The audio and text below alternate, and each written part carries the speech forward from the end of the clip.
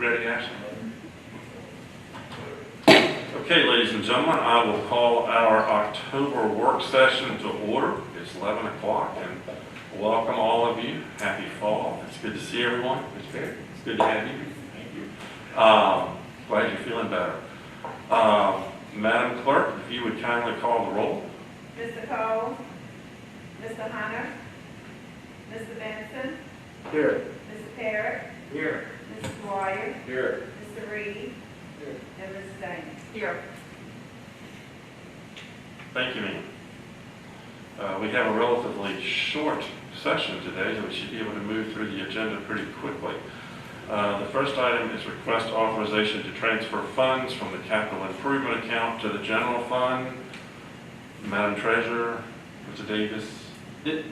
We brought this to finance at their meeting, and they are recommending, joining our recommendation of this. We, as you know, moved to a new system, and it was done in stages for financial and billing and all kinds of things. There's a section that we just transferred over to, and we need our legacy system another 3 months to make sure that all the information is accurate as we're moving into that system, part of the system. And so we have some money left over in that capital improvement area from this project that we need to pay that, our legacy system vendor for an additional 3 months to keep that system. Do I hear a motion? I think it needs to go ahead and do it. We need it where our contract runs out. I move that we authorize the town treasurer to transfer funds in the amount of $4,502 from the capital improvement account to the general fund for the purpose of funding 3 additional months of the legacy software system. Second. Motion and second. Any additional discussion? If not, all in favor? Aye. Any opposed? Ayes have it. The next item is the discussion of extending the emergency ordinance, which expires, I believe, next week. It does, the 12th, so we needed to do that today, or it would have already expired before your regular meeting, which means we would have had to have another public hearing and all that. But this is to extend that another 60 days if you also desire. And I think given the current environment, we clearly want to continue that. So do I hear a motion? So move. Second. Second. Motion and second. Any additional discussion? Madam Clerk, would you call the roll? Mr. Benson, Yes. Mr. Parrott, Yes. Mr. Dwyer, Yes. Mr. Reed, Yes. and Ms. Ames. Yes. Thank you, ma'am. The next item is the discussion of Halloween and trick-or-treating in town, which again is something that we need to discuss today. Mr. Davis and I were discussing yesterday. I believe that at our last meeting we decided not to have the downtown trick-or-treating, but I don't think we formalized that. I don't think there was a motion and a second to do that. So we probably need to formalize that, even though we made our intentions pretty clear. And then the second part of that is, and I've received a number of calls from people asking, will there be trick-or-treating, particularly in the avenues where they receive a large number of trick-or-treaters. There seems to be some concern there. So what is the pleasure of council? What are you all here? Can I have a question? How do you enforce it if you don't have trick-or-treating? Well, that's a $64,000 question, because there's probably not a strong enforcement mechanism there, other than the fact that the town says we do not have trick-or-treating, and go from there. Hopefully, people are strongly discouraged. I sent to all of you last week, the Virginia Department of Health and the CDC guidance, and it seems if you read through that, they are discouraging groups. And I know there was some concern with Dr. Nash a couple of weeks ago about pediatric COVID and COVID in the younger generation. So yeah, Chief, would you like to? No, you wouldn't, and I understand. It's basically, hopefully people will abide by it. Yeah. Well, I was in a conference call with BNL this morning, and locality was discussing the Halloween situation. All had different things they were going to do. No crowding or housing parties, stuff like that, but some of them had the residents putting tables out front, and you could ride by and get the candy off the table and different stuff like that, and some of them just said they just won't have it at all. But again, that goes back to chief, how you enforce it. The only thing I would say is ask the residents that don't want to participate, just to make sure they shut their doors and cut off their porch light. Right. Well, That's that's what most true, of them too. do now. Because in the past, I mean, the avenues, you had people coming from all over. Right. Yeah. I mean, it's hundreds of people over there. I would like to think that people who do not want to participate would be willing to cut their lights off, close their doors, and the message would be relatively clear. One of the things I was reading, I think yesterday, is, I don't know if it was CDC or VDH, but it made clear, do not depend on Halloween mask to protect you from COVID, and then don't wear a mask under, because then you'll have breathing difficulties. So it really is a unique situation.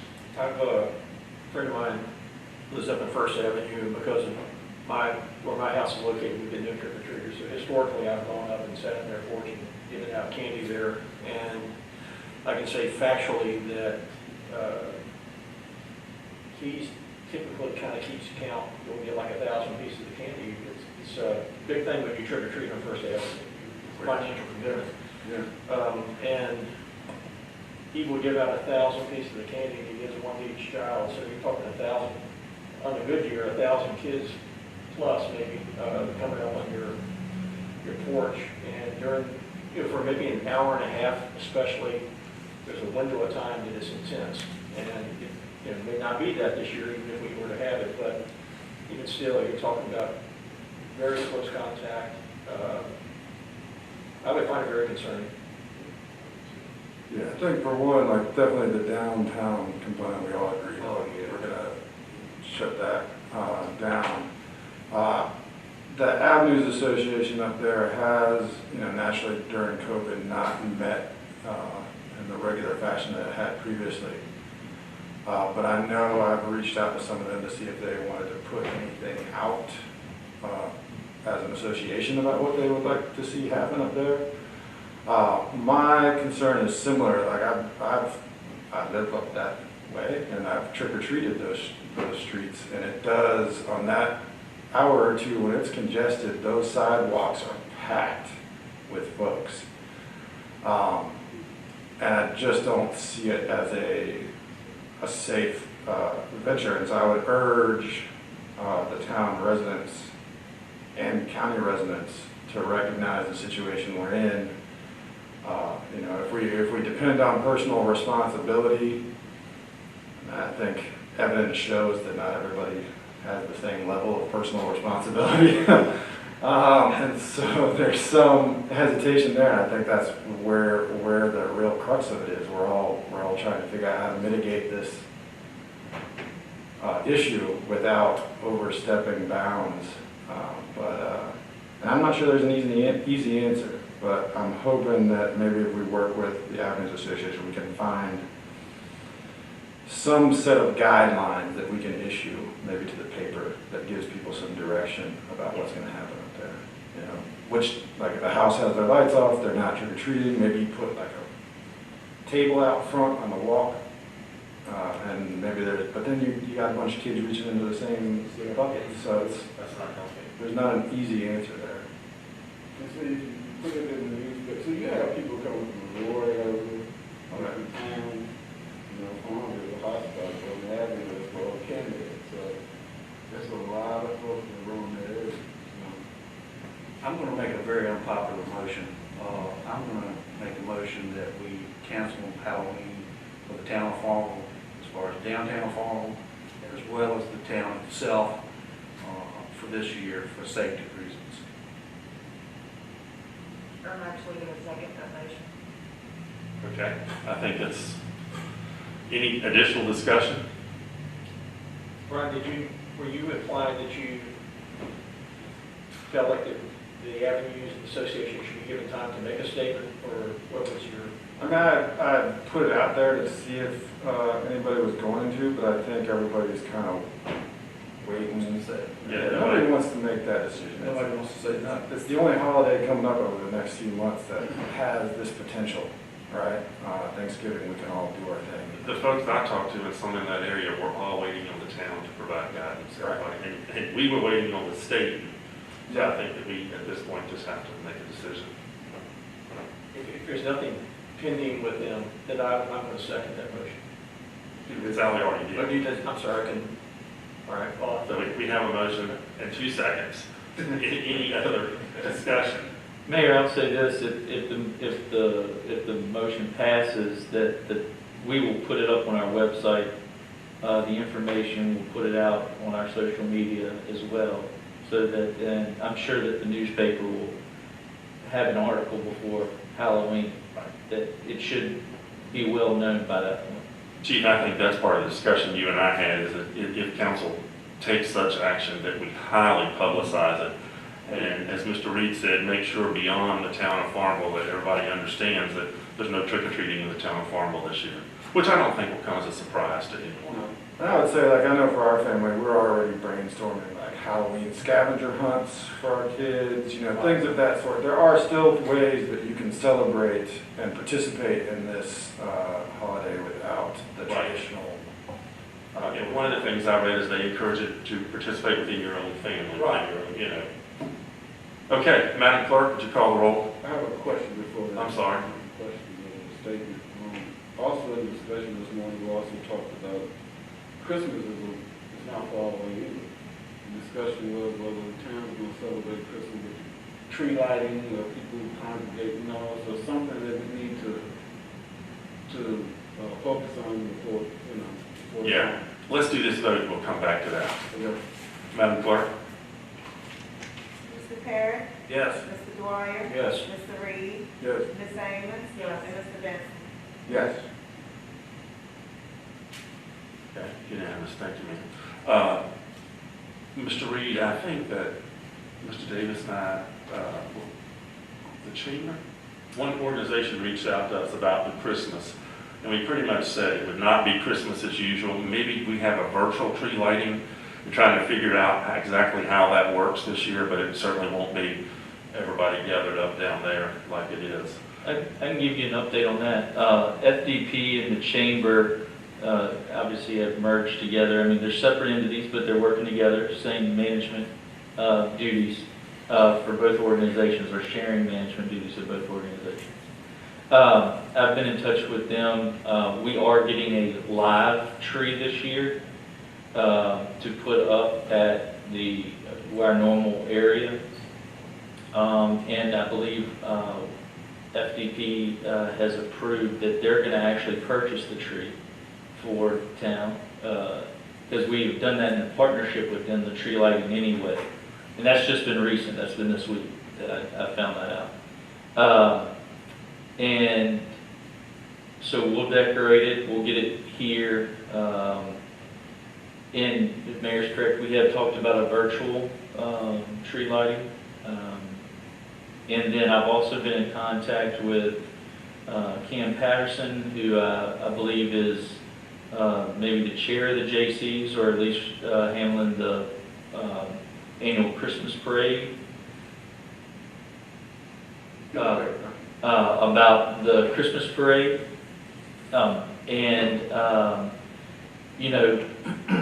Traditionally, when that is done, when you just extended those 60 days, it'll probably take us, I don't have the exact date in front of me, but it'll take us past the point of when we traditionally have the Christmas parade. It's another one of those that brings in a large amount of people. There was another news article I think the mayor shared, and I shared that with Cam, is another locality in Northern Virginia is looking to do where the parade is still on the street, parked along the side of the street, and people drive down Main Street to actually see the floats and those types of things that would normally be going down the road, and you're standing still. So just trying to, I think, looking at a different concept, maybe that could even be at night. I think nighttime parades are really neat because you can see a lot more lights than the traditional one that we've had here that's during the day. But, you know, I think it opens the door for a lot of opportunities and for us to look at it from not inside the same box. Yeah, as I shared a couple of those articles, I said to some of those folks involved with the parade, now's the time to think outside the box. You know, now's the time to think of new ways and different ways to do things. And and I think they will. One was discussions about exactly what Scott was talking about, so we just need, and I don't know, Mr. Reed, you went to JC's? Yes, Was he here to speak with JC's? I'm here to speak on JC. The out of order? No. I was waiting for a public comment section, that's it. Yeah. Well, in work session, we don't have a public comment section. Oh, It's only a council meeting, but you're here and you're certainly welcome to speak. I had researched it, so I thought it was. So, those that don't know me, I'm the Vice President of Farm JC. I'm also the state chaplain of the Virginia JCs and the chair of the Christian School. We have come together to discuss Christmas parade and different avenues we are thinking out of the box. If you can just talk into the microphone. I'm trying my best, because this mask is doing most. I did want to just read this statement to you all. Many civic organizations are gearing up to end the year the best we can with the hand that has been dealt by the global pandemic. Some organizations are trying to recruit funding. We can move to the next year out of the red. Canceling our Live at Riverside series this year meant more than just the access to entertainment. 90% of the proceeds from these events go to fund our grants at the end of the year to many small organizations and nonprofits. We chalk it up as a loss and hope to still be able to provide the next year. So, the Farmville JCs are, of course, trying to end on a good note. This is our 70th year, which is a milestone for us. And knowing that there is a gathering ordinance in play here, which I did not realize you all were voting on today, we have different precautions set up in place for the parade. Many of the people on the board and members did not like the idea of the drive-by parade because it really does not limit the gathering. We have many walking units, of course, marching bands are not in play this year, and those that are on floats, of course, it's just basically switching the crowd from the street to the sidewalk. So many precautions that we had lined up was, of course, masks while spectating, extending the parade route further south to end at Clark House on Longwoods campus, and have entrance turn left at the Elks Hall to come back around to DMV lot. This is to space people out more effectively with the help to make the gathering smaller. Of course, if you've been in the JC's parking lots, you know we have 90 to 100 entrants, everybody's on top of each other. While we're waiting for the parade to take off, we would limit those entrants and give each person a space. On floats, no more than 10 people. Walking units are social distance.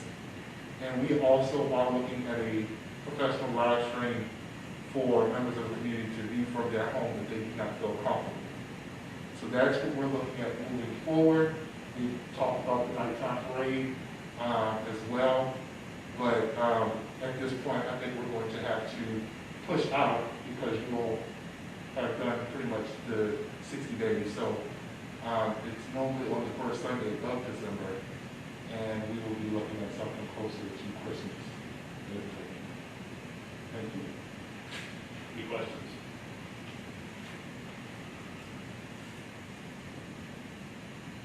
Thank you, sir. Okay. Anything else to say? I mean, I would just note that also the council, because it's this month in October, the Farmville Volunteer Fire Department is celebrating its 150th year and wanted to have a parade. And y'all had made the decision at the last work session not to allow that parade in that situation either because of the people that would gather on the sidewalk. So just be mindful we've canceled one for this month, when you think about future ones in the situation. Yes, sir. Mr. Allen, Chief Ellington sent us an email a week or so ago. He had been selected to be part of a great task force, and he is one of the few, if not the only, if I recall, rural police chief, if you will, who is part of this group. So congratulations, Chief. Is that part of the DEA? Yes. Congratulations on being selected to be a part of that group. Great job. Anything else? Anyone have anything? I would specifically go around the table, but anybody have anything they want to bring forth? I just wanted to acknowledge New Life and them giving out, what was it, 840 boxes of food with the Families Food Box program. If they aspire to reach us on that. And Yeah. they're- We're planning, if you don't mind, I was thinking, I wasn't gonna share that today, I did send that in a message to you all. Yes, we did. That Pastor Bill came by the office last Friday and wanted to see if the town wanted to be a part in helping, in distributing that with our volunteer fire department, our police department, and those types of things. And it was happening Saturday, so we moved kind of quickly, and I said, well, we'll try a pallet to help out. And the police department was able to meet someone there and help Patty Cooper Jones and her group hand those out there at Parkview. And there's a volunteer fire department meeting tonight, and so I'm hoping that they'll want to take part, and then we can actually go pick up our own pallets and have predetermined locations that we can share with the church of areas of need in our community, the other subdivisions, other locations, and housing complexes that we could do on Saturdays, because this will happen from now until the end of the year every Saturday. And so they'll still have a lot of boxes at the church as well. We're just trying to help and especially those that may not be able to make it to the church. This is a way that we can, from a town perspective and a community, help get it to the places that may not be able to get there. Great job. They've done it's a great work. Absolutely. Anybody else have anything? If not, I'll entertain a motion to adjourn. So good. Second. Motion and second, all in favor? Any opposed? Ayes have it. Meeting is adjourned.